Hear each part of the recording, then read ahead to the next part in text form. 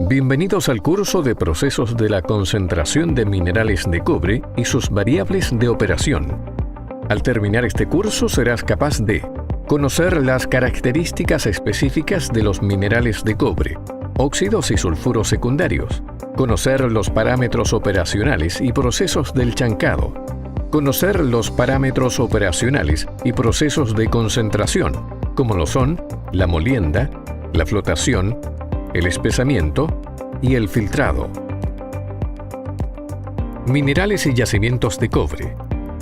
Los minerales son compuestos químicos que se han formado por procesos naturales. Tienen propiedades físicas y químicas definidas, de tal forma que sus características son similares, aun cuando ellos se hayan formado en lugares muy distantes en el globo terrestre. Los minerales se pueden clasificar por las familias químicas a las que pertenecen, de las cuales las más importantes son los nativos, sulfuros, haluros, óxidos, hidróxidos y sulfatos. En esta gran familia de minerales hay dos tipos que son ampliamente tratados en los procesos de extracción minera en la industria de nuestro país. Estos son los óxidos, que son tratados en un proceso hidrometalúrgico, y los sulfuros, que son procesados por las vías de concentrado y fundición. Entre los minerales que contienen la especie útil a recuperar y que corresponden a los del tipo óxidos de cobre, encontramos la tenorita, la cuprita, la azurita, la malaquita y la atacamita, entre otros. Por otra parte, aquellos minerales que contienen la especie útil a recuperar y que corresponden a los del tipo sulfuros de cobre son, por ejemplo, la calcopirita, la calcosina o la bormita, entre otros. Yacimientos minerales, depósitos y yacimientos. Bajo algunas condiciones geológicas, los minerales útiles pueden acumularse en un determinado sector. En ese caso se está en presencia de un depósito mineral. Si la concentración y características de este depósito es tal que se pueda obtener beneficio económico, se está en presencia de un yacimiento. Al formarse el depósito, solo se encuentran sulfuros primarios, pero una vez que ha ocurrido el enriquecimiento en tiempo geológico, se identifica una cubierta superior de óxidos de hierro, una zona de minerales no sulfurados u óxidos, una región de sulfuros enriquecidos, una región mixta en la que coexisten sulfuros enriquecidos y óxidos, y una región no alterada, donde se mantienen aún los sulfuros primarios. Este modelo simplificado permite explicar determinadas asociaciones mineralógicas. Además, explica algunos hechos de interés en la explotación minera. A medida que se profundiza en la explotación de un yacimiento, disminuye su ley. Es más, las rocas están menos alteradas y el material es más duro para moler. La ley del mineral es el parámetro que determina el porcentaje de una especie en particular, por ejemplo, cobre, que se encuentra en una determinada muestra de mineral. En las rocas mineralizadas de los grandes yacimientos chilenos, la ley de cobre puede fluctuar en promedio entre un 1 y un 2%. Esto significa que por cada tonelada de material extraído hay entre 10 y 20 kilos de cobre puro. Para continuar, veamos cuánto has aprendido.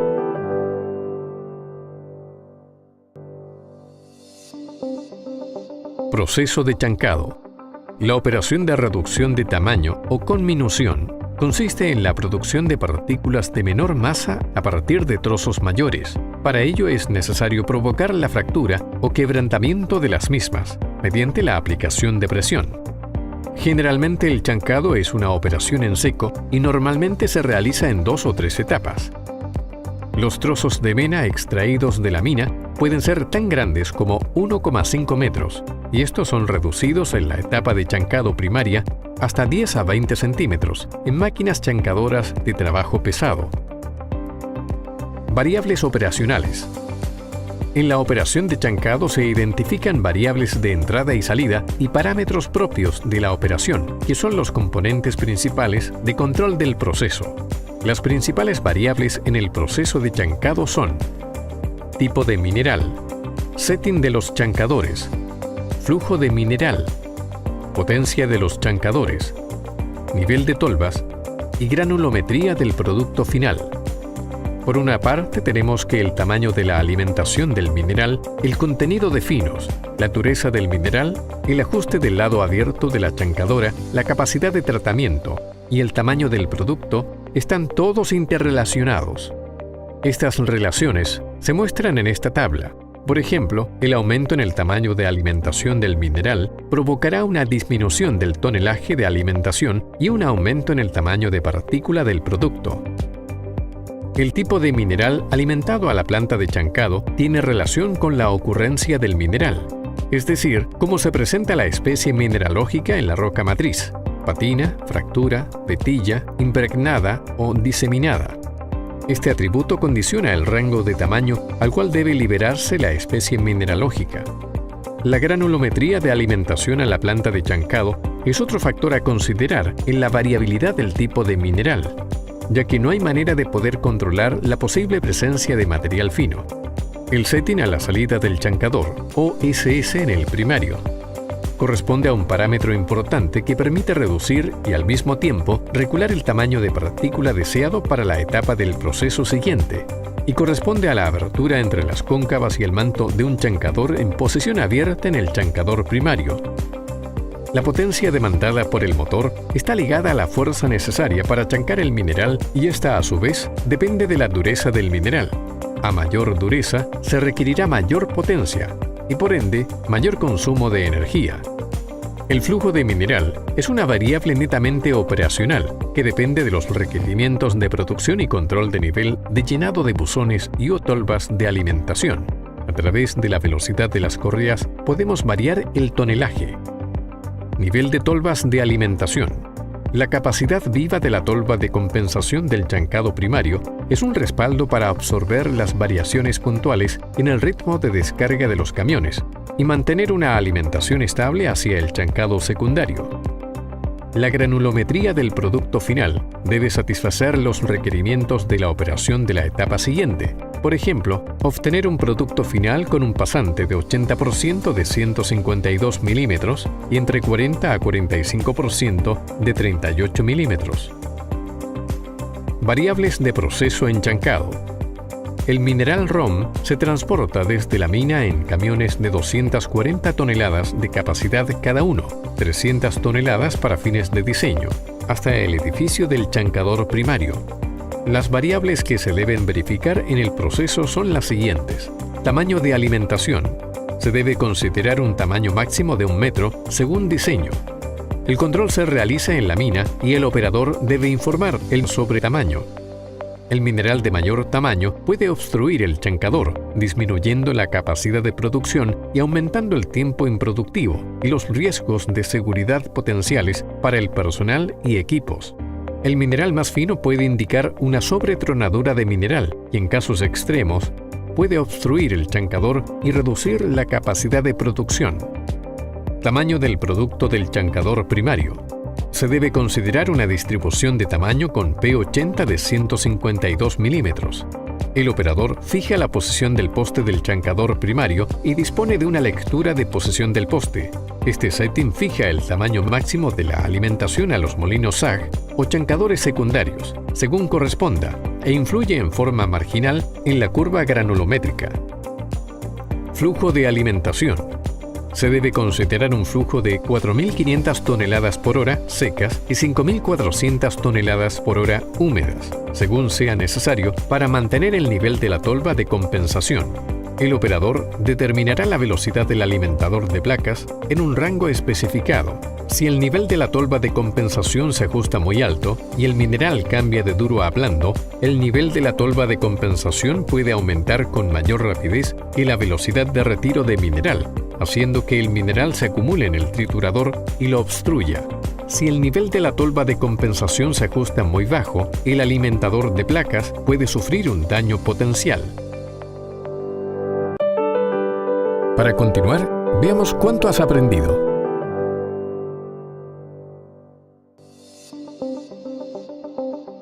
Como se ha indicado, los minerales de cobre con mena sulfurada siguen un proceso de concentración mediante procesos físico-químicos donde se opera con las propiedades superficiales de los minerales. El objetivo del proceso de concentración es liberar y concentrar las partículas de cobre que se encuentran en forma de sulfuros en las rocas mineralizadas, de manera que pueda continuar a otras etapas del proceso productivo. El proceso de concentración se divide en las fases de chancado, molienda, flotación, espesamiento y filtrado. Es así como uno de los procesos más relevantes en este aspecto es la flotación, y como producto se obtiene un concentrado cercano al 30% de cobre. Chancado. El mineral proveniente de la mina presenta una granulometría variada, desde partículas de menos de 1 milímetro hasta fragmentos mayores de 1 metro de diámetro, por lo que el objetivo del chancado es reducir el tamaño de los fragmentos mayores hasta obtener un tamaño uniforme máximo de media pulgada, o 1,27 centímetros. El chancador realiza el primer proceso de reducción de tamaño de las rocas de material extraído de la mina. De acuerdo al proceso de molienda a llevar a cabo, el chancado puede realizarse en una sola etapa o en algunas situaciones puede realizarse en combinación de 3 equipos en línea que van reduciendo el tamaño de los fragmentos en etapas, las que se conocen como chancado primario, chancado secundario y chancado terciario, de manera de lograr el tamaño deseado de media pulgada para alimentar los molinos de bolas. De esta manera, se presentan 2 alternativas típicas de proceso de reducción de tamaño: la molienda convencional, que considera 3 etapas de chancado y una de molienda en molino de bolas, antes de llegar a la flotación, y la molienda SAG, donde hay una etapa de chancado primario. A continuación, una molienda SAG, que reemplaza las 2 etapas de chancado intermedias, y luego la molienda en molino de bolas, desde donde se alimenta la etapa de flotación. Molienda. La molienda es la última etapa en el proceso de reducción de tamaño, de manera de obtener una granulometría máxima de 180 micrones, o 0,18 milímetros, lo que permite finalmente la liberación de la mayor parte de los minerales de cobre en forma de partículas individuales. El material que viene del chancador pasa al proceso de molienda, donde diferentes molinos reducen aún más su tamaño. El proceso de la molienda se realiza utilizando grandes equipos giratorios o molinos de forma cilíndrica, según sea molienda convencional o molienda SAG. En la molienda, al material mineralizado se le agrega agua en cantidades suficientes para formar una pulpa, mezcla heterogénea de sólido y líquido, a la que se le agregan los reactivos necesarios que permiten acondicionar el mineral, modificando su naturaleza físico-química para ingresar posteriormente a la etapa de flotación. En esta etapa, las partículas se reducen en tamaño por una combinación de impacto y abrasión vía seca o húmeda. Los molinos en donde se realiza este proceso contienen una carga de agentes de molienda que se mueven dentro del molino, produciendo la disminución de tamaño de las partículas debido a la interacción de estos con el mineral en el interior. El agente de molienda puede estar compuesto de barras de acero, bolas de acero, roca de mayor dureza, y en algunos procesos de remolienda pueden ser de cerámica, de tal manera que contribuyan a lograr el tamaño de partícula requerido para el proceso. En la molienda, partículas de entre 5 a 20 milímetros se reducen en tamaño hasta partículas de 10 a 300 micrones. Todos los minerales tienen una distribución de tamaño o tamaño óptimo de molienda, el cual depende de varios factores que incluyen la extensión en la cual los elementos valiosos están dispersos con la ganga y el proceso de separación a usar. La molienda es una operación unitaria que tiene por objeto reducir el tamaño del mineral para liberar las partículas de mineral de la ganga. La separación entre partículas que contienen el mineral valioso y el resto ocurre en la etapa siguiente a la molienda, que es la flotación. La importancia de esta operación queda demostrada por el hecho que gran parte de la energía gastada en el proceso de un mineral es ocupada por molienda. En consecuencia, esta parte del proceso es de fundamental incidencia en el costo del producto. Cualquier mejoramiento entonces en la eficiencia de esta operación se reflejará como una importante economía en el proceso. Para continuar, veamos cuánto has aprendido.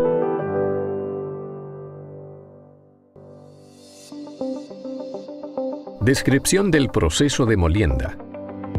El tipo de molino para una molienda particular y el circuito en que debe estar debe considerarse simultáneamente. Los circuitos pueden ser cerrados o abiertos. En la industria minera, casi siempre se usa un circuito cerrado, en el cual, gracias a un clasificador, el material del tamaño requerido se remueve y pasa a la siguiente etapa, y el material de tamaño mayor regresa al molino. Un ejemplo de esto es la utilización de un molino de bolas con clasificadores húmedos tipo hidrociclón. En operaciones en circuito cerrado, no se requiere efectuar toda la reducción de tamaño en un paso. En vez de esto, los esfuerzos van encaminados a retirar el material desde el circuito tan pronto alcance el tamaño deseado, aumentando así la capacidad. El material retornado al molino se denomina carga circulante y su peso se expresa como un porcentaje de la alimentación fresca. La carga circulante óptima para un circuito en particular depende de la capacidad del clasificador y del costo de transporte de la carga circulante hasta el molino. Comúnmente está en el rango de 100 a 350%, aunque puede llegar hasta el 600%. Los molinos de barras generalmente se usan en circuito abierto debido a su acción de molienda, especialmente cuando preparan la alimentación a los molinos de bolas. Los molinos de bolas casi siempre se usan en circuito cerrado con algún tipo de clasificador. Los molinos semiautógenos, SAG, son molinos en los que la carga de alimentación proviene directamente de la mina o desde un chancador primario. Para mejorar la acción moledora de las colpas gruesas de la carga, se agregan bolas de acero. Generalmente las bolas representan entre un 4 y 12% del volumen total del molino. Variables de control del molino de bolas.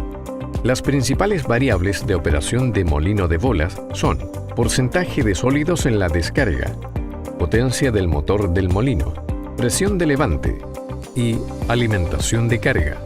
El porcentaje de sólidos de descarga se debe mantener en los siguientes valores: mínimo de 70%, normal 70 a 73% y máximo de 80%. Estos valores dependen de la alimentación de mineral y los hidrociclones en operación. El control de sólidos es una labor efectuada por el operador con un cortador de muestra en la descarga del molino. La muestra se vacía en la balanza metalúrgica para su posterior determinación de sólidos.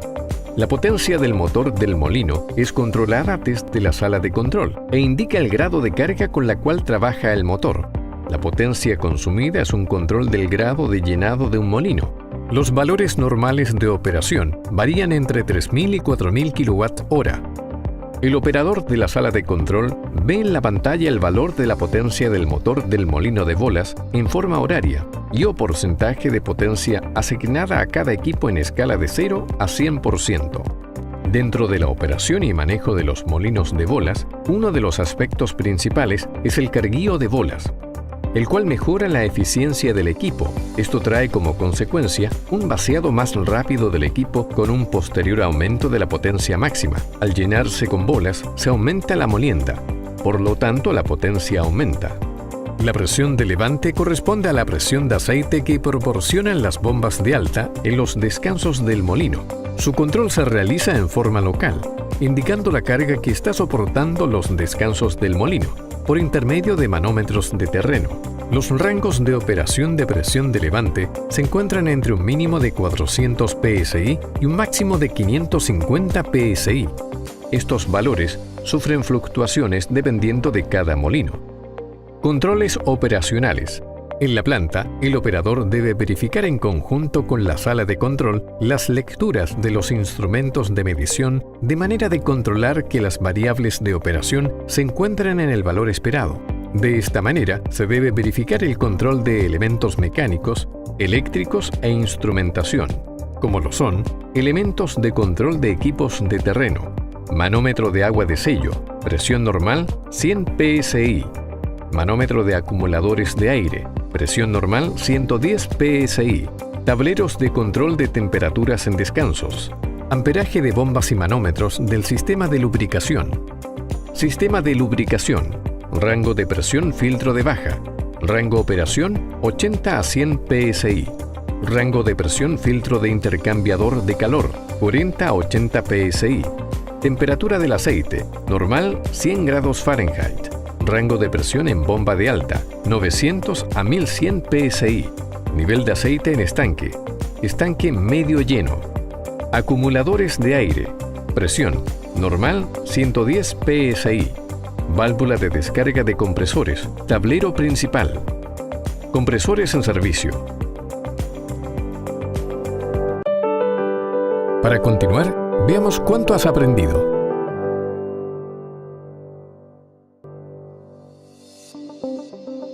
Flotación. La flotación surge como alternativa de proceso para concentrar minerales a comienzos del siglo XX, en 1905. Su importancia tecnológica es que hace posible la explotación económica de yacimientos de baja ley, que hasta ese momento eran reservas marginales. Su rápido desarrollo permitió reducir por lo menos en 10 veces las leyes de mina mínimas a tratar en forma económica, subir las leyes de los concentrados, disminuir las pérdidas en colas y relaves, reducir los costos y aumentar la recuperación. La flotación espumante o flotación convencional funciona bien a tamaño de partícula entre los 0,3 y 0,002 milímetros, dependiendo del peso específico o densidad de los minerales valiosos y de su grado de liberación. La flotación columnar se aplica a partículas de granulometría fina, menores a 0,002 milímetros, las cuales por su tamaño tienen problemas para ser recuperadas en la flotación convencional. Proceso de flotación. La flotación es una técnica que aprovecha la diferencia entre las propiedades superficiales o interfaciales del mineral o especie de valor y la ganga. Específicamente se basa en la naturaleza hidrofóbica o aerofílica de la superficie de las partículas, cuya propiedad permite que dichas superficies sean mojadas preferentemente por el aire o por el agua. Así, la técnica para lograr la efectiva separación se basa en la adhesión de algunos sólidos a burbujas de gas, usualmente aire, generada en la pulpa por algún medio externo, en la celda de flotación. Las burbujas de aire transportan los sólidos a la superficie, donde son recolectados y recuperados como concentrado. La fracción que no se adhiere a las burbujas permanece en la pulpa y constituye las colas o relave. De este modo, la condición de flotabilidad es una fuerte adhesión entre las partículas útiles y burbujas, que sea capaz de soportar la agitación y turbulencia en la celda. Estas partículas se dicen hidrofóbicas o repelentes al agua, al contrario de las partículas que constituyen el relave o colas, que son hidrofílicas. Para lograr una buena concentración se requiere entonces que las especies que constituyen la mena estén separadas o liberadas. Esto se logra en las etapas previas de chancado y molienda, etapas que son así determinantes en el proceso de flotación, aunque no son parte del mismo. Para la mayoría de los minerales, se logra un adecuado grado de liberación moliendo a tamaños cercanos a las 100 micras. Las partículas de mayor tamaño se sueltan de las burbujas portadoras por su mayor peso, en tanto que las partículas muy finas no tienen el suficiente impulso para producir un encuentro efectivo partícula-burbuja. El equipo utilizado en la flotación convencional es la celda con agitación mecánica. Circuitos de flotación. Los objetivos metalúrgicos más significativos de la flotación son obtener una alta recuperación conjuntamente con una alta ley en el concentrado. La recuperación es el porcentaje en peso de mineral útil, cobre, contenido en el concentrado en relación al mineral útil contenido en la alimentación del mineral. La ley del concentrado es el porcentaje en peso de mineral útil contenido en el concentrado en relación al peso de concentrado. Ambos parámetros se relacionan en forma inversa. Una operación de flotación primaria, rougher, permite obtener una alta recuperación con una baja ley de concentrado. En cambio, de una operación de flotación de limpieza, cleaner, permite obtener una baja recuperación con una alta ley de concentrado, generando una cola de alta ley que debe ser recirculada como alimentación a las etapas de flotación previas o intermedias. La combinación de diferentes etapas de flotación permite configurar los circuitos de flotación, en los cuales se pueden considerar bancos de celdas en flotación de limpieza de concentrados, o cleaner, flotación de relimpieza o recleaner, y flotación de barrido de colas, o scavenger. Para continuar, veamos cuánto has aprendido.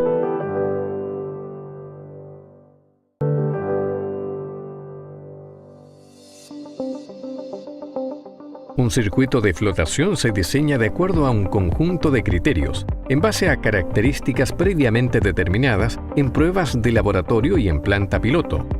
En este video, revisaremos las variables que mayor efecto tienen en el proceso de flotación, específicamente sobre los índices de evaluación.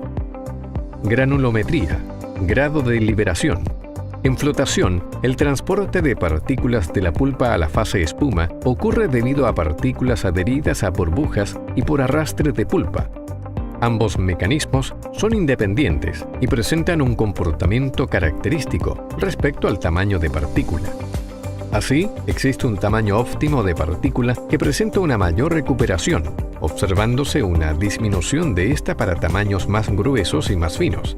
La disminución de recuperación para tamaños gruesos se justifica con el aumento de masa de las partículas y la disminución para tamaños pequeños se relaciona con la dificultad de adhesión debido a que éstas no adquieren la suficiente energía cinética para producir un agregado partícula-burbuja estable. Además, las partículas pequeñas son arrastradas más fácilmente a la espuma, ya que el drenaje a la pulpa es favorecido con el incremento de la velocidad de sedimentación.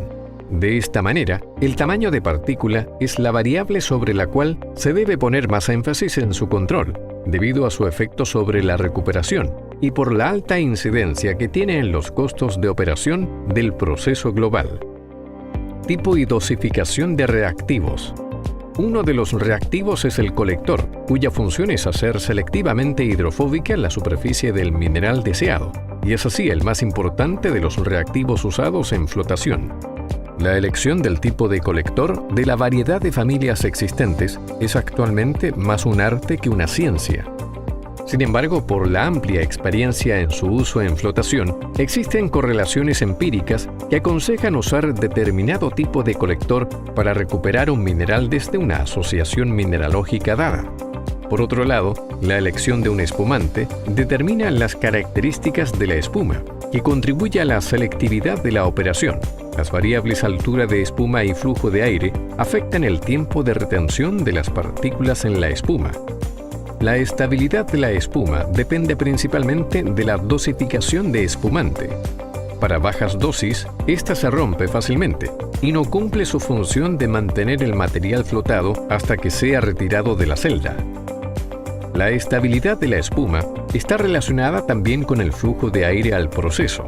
Si este es bajo, se puede producir una saturación de la espuma y, por lo tanto, una inhibición de la flotación. Se debe tener en cuenta que los reactivos utilizados necesitan un cierto tiempo de contacto para que operen eficientemente. Así, la etapa de acondicionamiento previo adquiere especial importancia en estos casos. Algunos de estos reactivos se deben agregar en la etapa de molienda o adicionarlos directamente al cajón de descarga del molino o al acondicionador. Densidad de pulpa o porcentaje de sólidos en flotación. La densidad de pulpa o porcentaje de sólidos viene determinada desde la etapa de molienda-clasificación, de modo que la flotación opere en forma óptima. Es raro que la pulpa se ajuste en su porcentaje de sólidos antes de entrar a flotación. Sin embargo, es un factor importante, ya que existe un valor óptimo para el proceso, y porque afecta el tiempo de residencia del mineral en el circuito, y de esta forma, la capacidad del mismo. Lo normal es operar entre un 30 a un 45% de sólidos en la flotación Rafford de cobre. En las etapas siguientes de limpieza, este porcentaje es menor. Tiempo de residencia. El tiempo de flotación depende de las características del material a flotar y de la conjugación de todos los demás factores que inciden en el proceso bajo determinadas condiciones operacionales. Se debe dar al mineral el tiempo suficiente para alcanzar una recuperación deseada. Obviamente, los aspectos técnico-económicos son los que determinan las condiciones finales de operación. Calidad del agua. Dada la gran cantidad de interacciones que se producen entre las variables del proceso que condicionan el ambiente físico-químico de flotación, un aspecto interesante de analizar es la calidad del agua. Es común que en las plantas, parte importante de esta sea agua de proceso. recuperada desde espesadores, la cual contiene reactivos residuales. Esto produce un ahorro en el consumo de agua y en el consumo de espumante, pero se puede producir un aumento de algunos iones en solución cuyo efecto debe ser evaluado, a fin de evitar que estos sobrepasen niveles críticos para flotación. pH. El proceso de flotación es sumamente sensible al pH, especialmente cuando se trata de flotación selectiva. Cada fórmula de reactivos de flotación tiene un pH óptimo, el cual es regulado mediante la adición de cal. De esta forma, la cal es el reactivo modificador más ampliamente usado en las plantas de flotación. El pH es entonces la variable de control más utilizada en el proceso de flotación. Por un lado, para obtener óptimas recuperaciones de una especie mineralógica y para depresar otras que puedan interferir en los procesos posteriores de tratamiento. Para continuar, veamos cuánto has aprendido.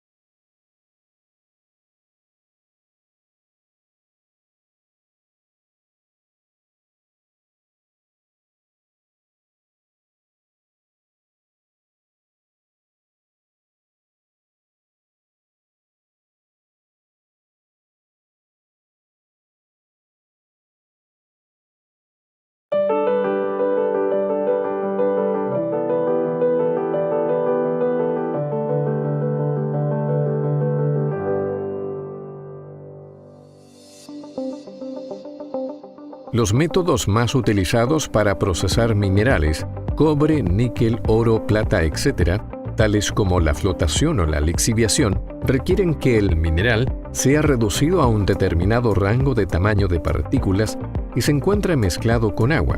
Una vez obtenido el concentrado y el relave, o la solución y el residuo, es necesario separar los sólidos del fluido. El concentrado de una planta de procesamiento de minerales sigue su camino hacia la etapa de fundición, donde debe ser sometido a calentamiento. Alternativamente, en aquellas industrias mineras que no poseen fundición, el concentrado debe venderse como tal y ser transportado fuera de la empresa. En ambos casos interesa que el producto contenga una mínima cantidad de agua para reducir el consumo de combustible o el costo de transporte. La eliminación de agua del concentrado se efectúa mediante el espesamiento, la filtración y el secado. La eficiencia del espesamiento se mide, en este caso, a través del porcentaje de sólido logrado en la descarga, el que debe ser el máximo posible. Para la filtración y secado, la humedad residual debe ser mínima. Mientras más eficiente sea cada una de estas etapas, mejor será el rendimiento económico de la empresa. Se denomina espesamiento o espesaje de suspensiones o pulpas a la operación de separar mediante el mecanismo de sedimentación parte del agua de una suspensión, de modo de obtener, por un lado, una pulpa de mayor concentración de sólidos en la descarga, underflow, y por el otro, un flujo de agua clara. La operación de espesamiento, cuyo propósito es aumentar el contenido de sólidos de una suspensión tratada en un equipo sedimentador, puede llevarse a cabo en forma discontinua o continua. El espesamiento discontinuo consiste en llenar un recipiente con pulpa y dejar que la fase sólida se separe del líquido por medio de la sedimentación. Es un procedimiento de separación no muy sofisticado y requiere solamente tiempo para una aplicación de buen éxito. Más importante que el espesamiento discontinuo ha resultado ser el continuo, el cual requiere un flujo de pulpa continuo para alimentar el estanque sedimentador y el retiro continuo o periódico de la suspensión espesada. El término espesamiento implica el asentamiento por gravedad de las partículas sólidas suspendidas en un medio líquido. En el proceso de espesamiento, debemos conocer algunos conceptos. La corriente de entrada a un espesador se llama alimentación. El líquido que rebalsa de la unidad se denomina overflow, efluente, sobrenadante o líquido clarificado. La descarga en la parte inferior puede ser llamada underflow, pulpa, lodo.